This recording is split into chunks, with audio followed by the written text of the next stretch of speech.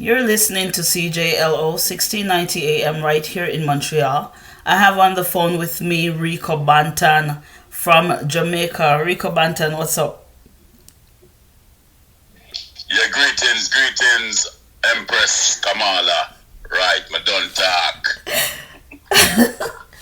Well, I know that you wear many hats. You're an artist, you are a producer, right? And an actor. You want to talk a little bit Yes. about those three things that I just mentioned? Yeah. Good day. To all who is tuning into our interview. Yes. As an artist, I started a long time ago, from in the 80s. Mm-hmm. I came up in the ranks of um, Brigadier Brigadier Jerry Josie Wales, Yellow Man, and them. They were the forerunners in front of me. Daddy U Brown, Yes. Big U Buchanan. So I came up in the ranks of listening to those artists, Mm-hmm. and Rico Banton, who I met in 2000, I'm sorry, 2000, in 1985, Okay. heard me for the first time and called me Banton. At the time, my name was Ricky Culture to Oh, most people who knew me in the game. yeah. Then, all right, so that's just a little touch on the artistry section. Now, as a producer, I have gone through so much things with different producers coming up in the ranks too. Mm-hmm. So I used to be a part of Youth Man Promotion, that's Sugar Minot's Yes. production line, Mm-hmm. his label, and I I used to remember that. DJ on the sound system.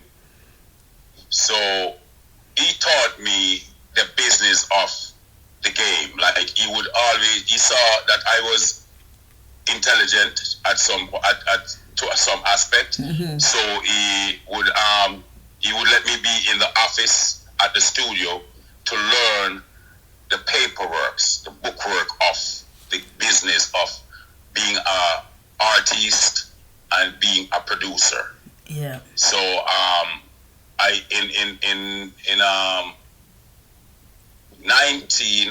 1994, I started my first set of production with my friend Kevin Cool Edwards. We came up with an underground label that we called Stylus Connection, and we produced a couple of songs on that for myself, Intellect, Ras Intellect, and Cool himself. Okay. Now, that's just a touch on that too. Mm-hmm. Now, with the movie now, on the movie line now, I became a movie star. I was a movie star all along Yeah. as a kid growing up. Yes. I always saw myself as a movie star, or as something really great Yeah. in the business of entertaining.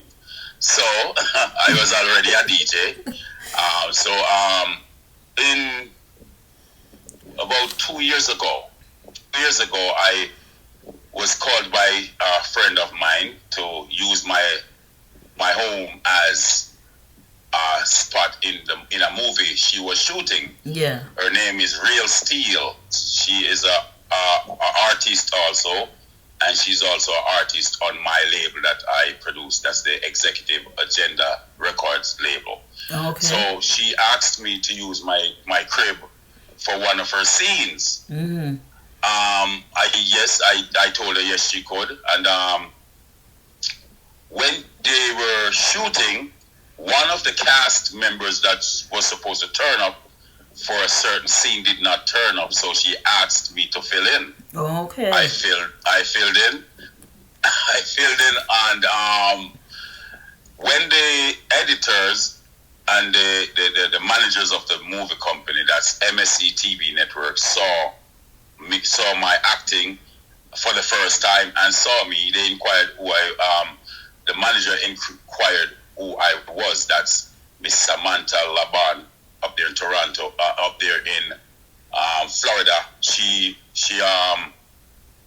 inquired who I was. Mm-hmm. So Real Steel told her who I was, and she cast me. She called me up. We talked. She sent me a contract. I signed it, and then she wrote another script and told me now she was giving me a lead in the script. Oh. I was no longer somebody on a cameo. I'm a lead now. So all right. That movie, the first movie was To Have and To Hold.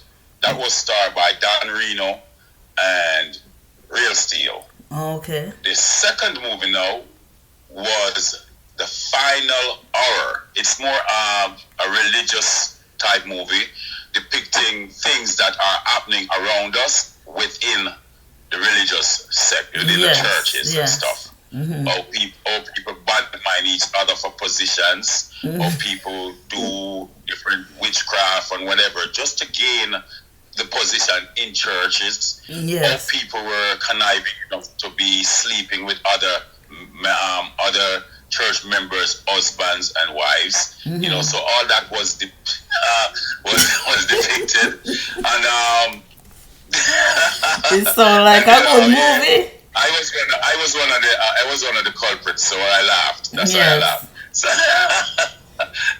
in that movie I played Deacon Prince, who was one of the head deacons in the church, but he was having an affair with the main evangelist that came as a visitor to the church most of the time. Yes.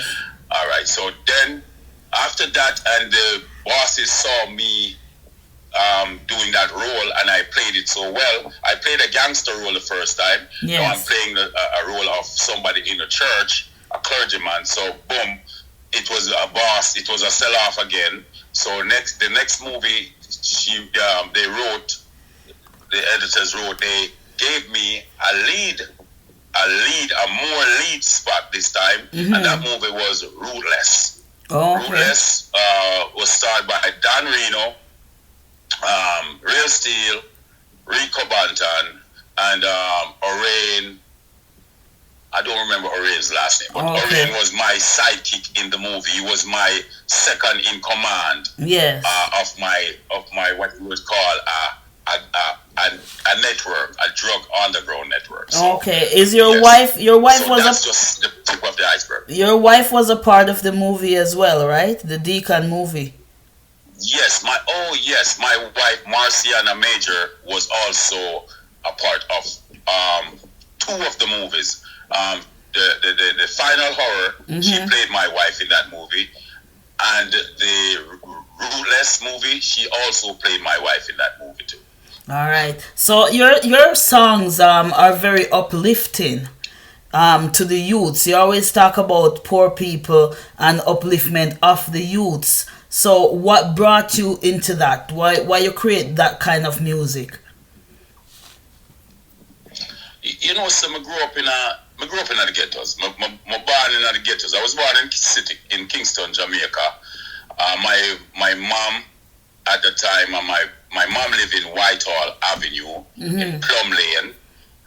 That's an avenue, a lane off Whitehall Avenue. Yes. My dad was a St. Thomas kid who had his mom's living in Waterhouse. Okay. So he was between town and country, while my mom was a city girl.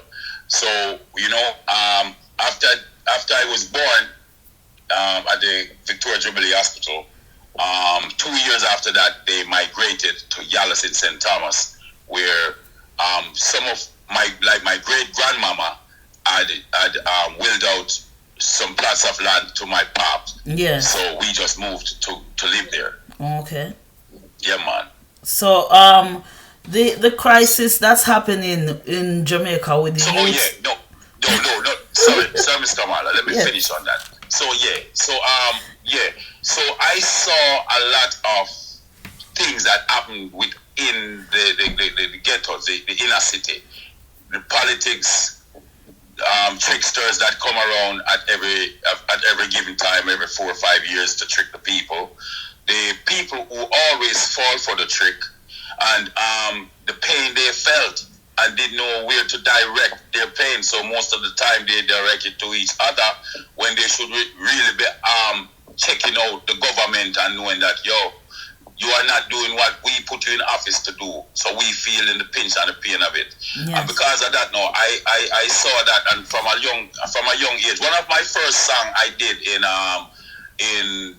1987 was Decent Living. Mm-hmm. And that was that. You see how long me I talk about 87, Yes. and some of the words I give from I say we want some decent living. All of the ghetto youth they want some decent living. As a youth man growing up in the ghetto me living. Say most of the people in the ghetto suffering like no have no beds up on them floor, them sleeping and look again wake up this morning have nothing eating. The mother drink some milk but them can't buy a thing. Cause my mother, my father, my brother, my sister not working. And life in the ghetto man it ragamuffin. I know we have to work hard to gain a shilling. So from them time, I may talk song for the people that are 80s. Me I talk about, you know. Yes. You know. Yeah. When we just start by song, me I talk for the people because I feel them pain. I see how they are being treated.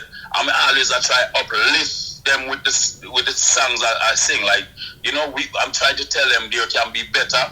But you too have to help to make it better, because if you sit and lay back, then nothing better will happen for you. Yes. So I'm gonna touch into a little bit of political side. The band that they put on the music in Jamaica, do you think that it give a more window now for positive dancehall to step forward?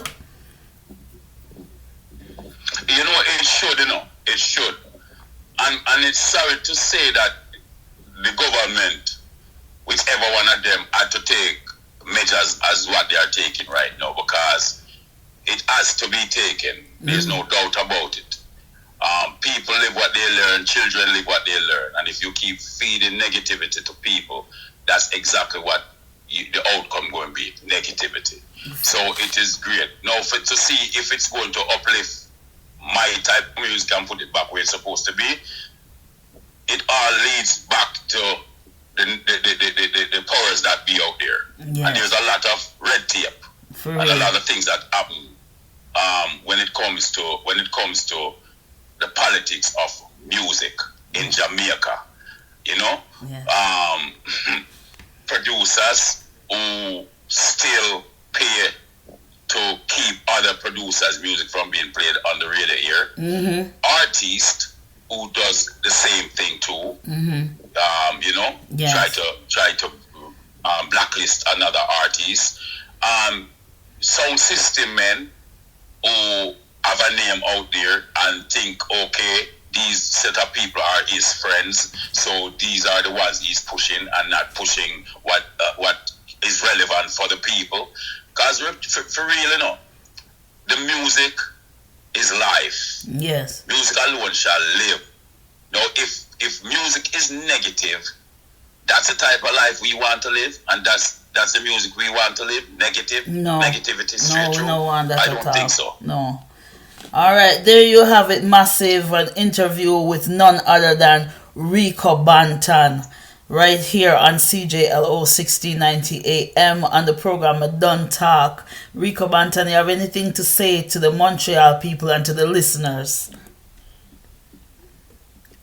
Well, yeah, all the people out there, just remember to stay positive, and there will be a lot more positivity coming out of Rico Banton and out of my camp, because that's all I believe in. I believe in love, and I believe in developing and uplifting the mind frame and the whole physical structure of my people, whether it be Chinese, black, white, Syrian. You are my people. We are all on this earth together. Yes. We should all enjoy it, or full joy it, and stop killing each other. Just live and live and love. All right. Blessed love. Blessed love. One love. One love.